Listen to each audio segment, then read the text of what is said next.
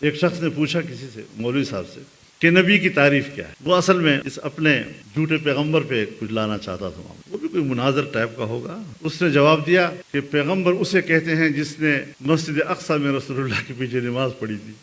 وہی ہوگا نا، اس کے بعد تو گنجائش نہ رہی نا، تو گنجائش ہی نہیں رہی نا۔ تو آپ کی ختم نبوت کی بھی یہی دلیل ہے، اس کے بعد تو پیغمبر کا تصور ختم ہو جاتا ہے۔ پہلا اس بندے نے مجھ سے پوچھا کہ 2 باتیں میں پوچھ لوں پھر آپ پوچھ لینا، یہ ان کا طرز ہے۔ میں نے کہا جی بالکل پوچھیے، آپ نے کیا پوچھنا ہے؟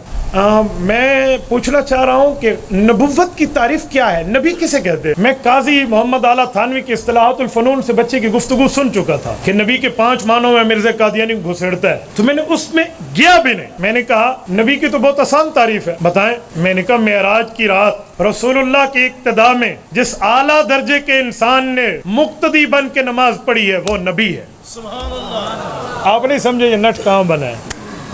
ہون دکھا مرزا قادیانی کتھے آئیو تھے، اب دکھا مرزا کہاں تھا۔ تبارك الذي نزل الفرقان على عبده ليكون للعالمين نذيرا